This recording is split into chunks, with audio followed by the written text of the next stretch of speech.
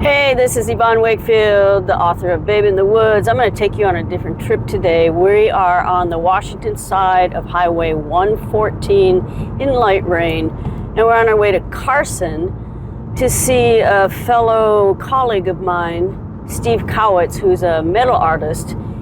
He's part of one of 50 artists who were in the Gorge Artist Open Studio Tour this spring in April that I was also participating in. So he'll be the first one that we see for a while, or we're going to see. I'll be taking you to other studios along the gorge in Oregon and Washington. So hang on to your seats, fasten your seatbelts, and next stop is Steve Kowats' gallery and studio, and some jerk just pulled in front of me. Well, we'll see you soon.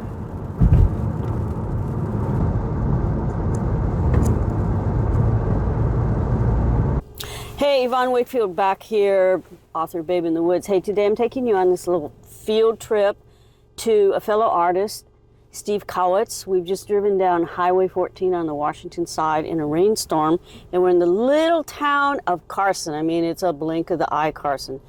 Steve has this really cool gallery where he features his metal work and other artists, and he's got it in a renovated 1931 Dodge dealership. So I think Steve's going to meet us right now. I'm going to get out of my car, my little white Fiat, and we are going to go meet Steve.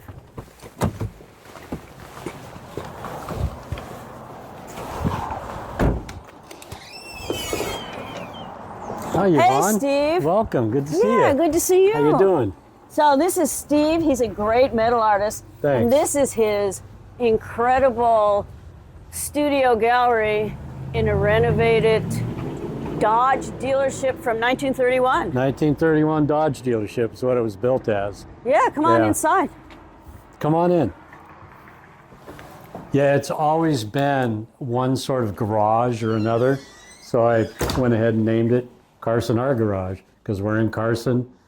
It's art now, and it's always been a garage. So why not keep it? Can still smell a little bit of the... You can still smell. Well, there's a metalworking studio Oh, in the because back. it's your studio, yeah. Yeah, probably. 30 Gorge artists in here, all from the Gorge, including me.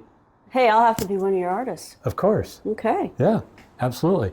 You can see I don't have a whole lot of wall space left, so make me some 3D stuff.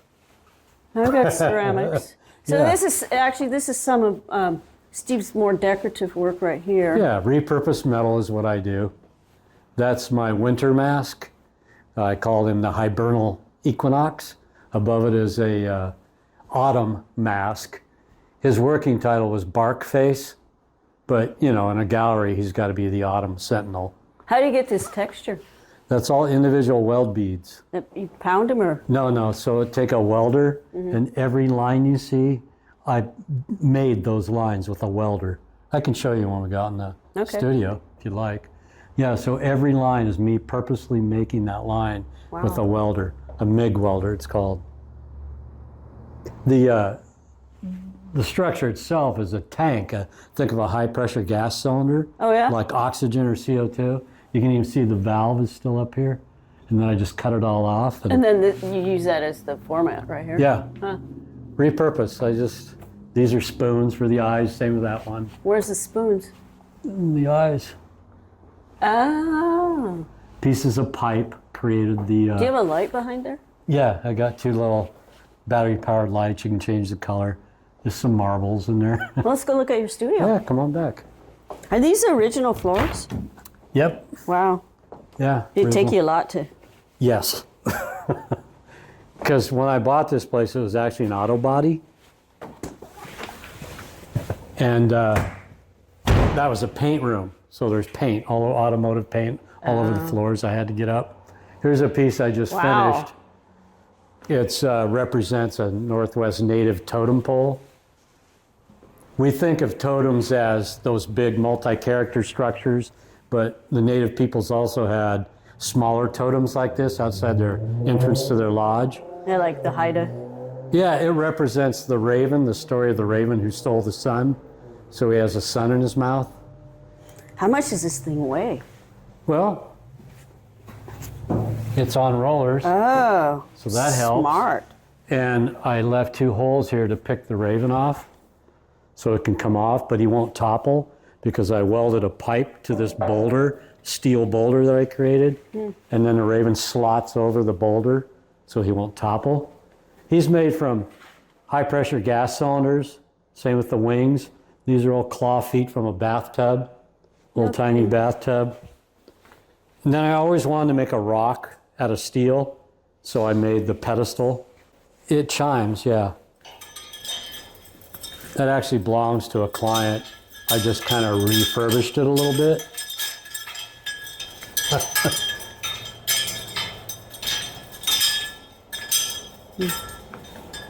So these can be outside. They withstand the weather? This has been outside for 2 years. Yeah? I just brought it back in to put a fresh coat of clear coat on it, and the customer hasn't picked it up yet. Yeah. Huh. So what I do is I make paper patterns. This is a high pressure cylinder. Once again, I use them a lot. And I make little paper patterns of each one of these leaves. And then I cut the paper pattern out, put it on here and trace it and get where they're all going to be located. And then I take a plasma torch and cut out all the negative space. Does that make sense? Yeah, because this is one of those gas cylinders, yeah? And then what, you have to get in here with a Dremel and... No. I cut it with a plasma torch. If you come over here in my studio, my working space, I can show you. Your place is really clean. Yeah, I can't work in a mess. So this torch, it fits down in here. This guy cuts all that out. And it leaves it like a rough edge or the smooth edge? You have to smooth Not it really. I mean, if you're skilled at it, you don't leave really a rough edge. You have what's called dross. So there's like a little bit of melted metal on the edges, but it just knocks off easily. Yeah. So What's this going on here? this isn't, my best friend passed away 2-3 years ago now. Were you just working on it? He was a bronze artist, and this is one of his pieces. Huh. And his family found that he had 3 of them that he didn't finish. So they asked me to put them together and finish them out. And then I get one of them, and his 2 surviving kids get the other 2. Neat. Yeah, it is neat. I knew him for 40 years. But this guy gets mounted, he'll be like that. He'll get a stone in the mouth there. It's the same story. It's the raven who stole the sun. Native story. And then it'll get patinaed, so it'll be black, except for the highlighted areas will keep them shiny. So I'm working on one right over here right now, Yvonne. So putting all these bronze pieces together and then braze welding them, you can see I have welds, and then I'll finish that out with a full weld and then take my little different sanders and clean up all of that. Do you weld it with brass? I weld it with silicon bronze. This is silicon bronze. Here's the filler metal. And then you take this torch, put my welding hood on. Melt it in here? Yep, and you fuse it in there. So I'll fill that crack and then finish it out. I'll fill that crack once I get all these pieces where I want them. Wow. So you heat that up and it just fills up with this crack right Yeah, this torch right here this has like a 9,000 degree arc. And you can smooth it out, or? Yep. Do you have Yeah, a it's just tool? like, think about, no, you do it, you weld it and you get the puddle. It's a molten weld puddle of silicon bronze in this case. Think of like silicone, a caulking gun, and you lay a bead. It's the same thing, only with molten metal. In this case, the metal is bronze, but I do the same thing with steel, aluminum, weld. It's welding. It's like one of those little guns I had, you squeeze it, you put a metal thing in it and you squeeze it. Solder gun. Yeah. It's like a solder gun? Yeah. Okay. Sorta. Okay. It's really, welding is something I've been doing professionally since I was 18. I used to teach it, and the last 20 years of my career I taught welding and metal fabrication. But we could take, a good half hour to explain different welding processes. The welds on the Raven that you see, all those individual weld beads in my masks, that's done with this machine. So this is probably the easiest way to explain it. This welding machine, wire comes out of there. It's an electric machine. You plug it in. It gives off an arc, just like the sun, so you have to protect your eyes. And that's why you wear a welding hood that's really darkened. I mean, you can actually look at the eclipse through that welding hood. But this wire comes out of there. There's a spool of wire So inside wire here. comes out of there like an extruder. Yep, it arcs. It arcs out, creates a molten weld puddle that you then manipulate to whatever you want. You know, so I can make any kind of lines. I can multiple pass and build layers, right? Wow. So it's very technical and complicated, and it's what I did for a living. And now there's no rules. I can just kind of use it to play, do art, create. Totally different than the world I come from. Hey, so we're back in Steve's gallery, and he's got 30 local regional artists here. I just want to point out this piece. It's a deer skull that has crystal grown on top of it. And I licked my finger and then put it on there to see if it was salt crystal, but I don't think it's salt crystal, so I don't know how she grew those crystals. Do you know? I really don't, other than I do know that it's a deer skull, a small deer, and she drills holes in the skull, the bone, so that the crystals will take purchase. You know, it gives it something to grab onto. And then she puts a solution on there that then over time grows crystals. She says, her name's Tina Morris. She says it's like, think Chia Pet, only with crystals. Oh. And yeah, I'm not sure what the solution is, what type of crystal. Well, it's interesting. Well, and you can see he's got a variety of wall work, jewelry work. This ceramic mirror is really... that's actually horsehair raku. Oh, it is? Okay. So this pattern you see on the mirror horsehair. is horsehair. It comes out of the kiln at about 1800 degrees, and the artist applies horsehair, and it leaves that impression on there. A Japanese tradition, and I understand the Southwest Native peoples I've done it on do pit fires, but I wrapped it around in a pit fire and then put it in a pit fire. Interesting. But he's also got some nice woodwork here. Yes, these are all hand-carved wood by an 88-year-old gentleman Look at this. who lives here in Carson. He's 88 years old, Look at and the it gets better. detail. He's blind in one eye. No kidding. He's in here nearly every morning. His name's Vern Hesketh. He has several pieces in here. There's a red-tailed hawk up there that's just outstanding. Do you know what type of wood he works in? It's called Tupelo. So the base is yet another type of wood, but the carvings themselves are from Tupelo wood, which grows down in Mississippi and Louisiana in the swamps. And it's interesting because the bulb of the tree, the roots, if you will, grow underwater. And what's above water, they harvest for window blinds. And then they have this big root ball that there's no real use for. And wood carvers have come to know this wood as very stable, yet light. So it carves very well, yet it has good structure. But yeah, he hand paints and... Does he hand carve it all, or does all hand carved. He doesn't use a Dremel?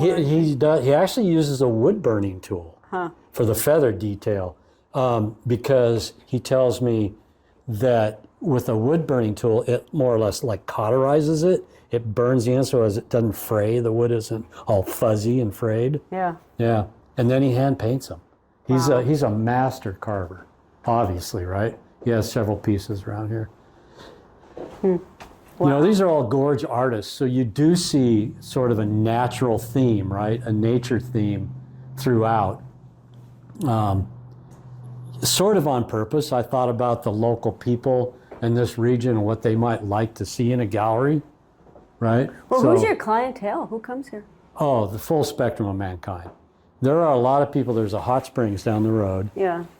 Very well known 19th century hot springs that a lot of people from like Seattle make an annual pilgrimage clear down here to this little hot springs because it's rustic and I guess. That's not like the one with the golf course here. No, it is. It's right down the road. It's that is the same owners as Elk Ridge Golf Course. Okay. Yeah. Also own Yeah, I've been Carson there, Hot yeah. Springs. Yeah. Okay. Or back in the day, it was called St. Martin's. Yeah.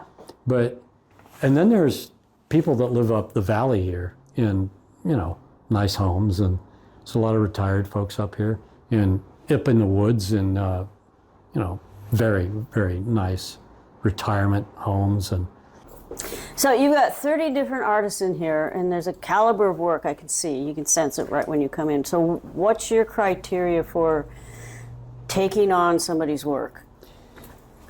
Good question. First of all, I considered what to put in here. First of all, was the region and the local area and what people might like to see.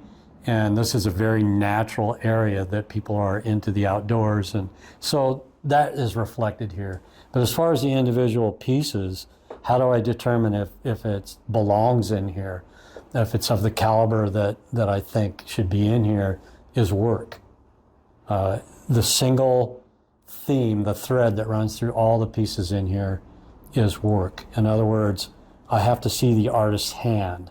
I have to see that the brush strokes, the prints. I know that it takes a lot of work to get that lino cut done. Some of the jewelry pieces, you can see the work. And that it comes together. It's not just slapdash expressionistic. Right. It can be expressionistic, but it comes together. Yeah, there's nothing manufactured in here, obviously. It's an art gallery. But I want to see the artist's hand, regardless of what piece it is. And then innovation. I really like innovation in art, or like the pieces right behind you. These are giclée prints, which is a high-end museum quality print, as you know, but they're printed on linen in this case. And I love the fact that you can see the texture of the linen in the piece. So that has something to do with it too. Plus, I love that piece. Yeah. It's called Downtown by It's different Karen from Schoenfeld. other stuff in here. Right. So you're in Carson. How can we find you? And I'm also just standing here looking out at. He's at the 4-way stop. It's probably the only stoplight around here, right? It is. Only. Yep. Are we on?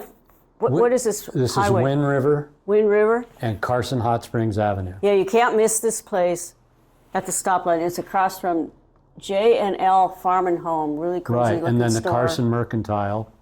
And you can find me online too at Carson Art Garage, at Carson Art Garage on Instagram, and Steve Kowats, Kowats, on Facebook, and also my website, www.carsonartgarage.com. Thank you Yeah, for welcoming thanks. us. Yeah. Our tour always. This was our tour's idea to add to Yvonne Wakefield's YouTube channel. But we are going to be highlighting a lot of other regional artists, specifically ones who are in the annual Gorge Artist Open Studio Tour. The next one will be in May, and we'll give you some more information about that later. Anyway, I don't have anything to say. Stay hydrated, but bye-bye. See you next week.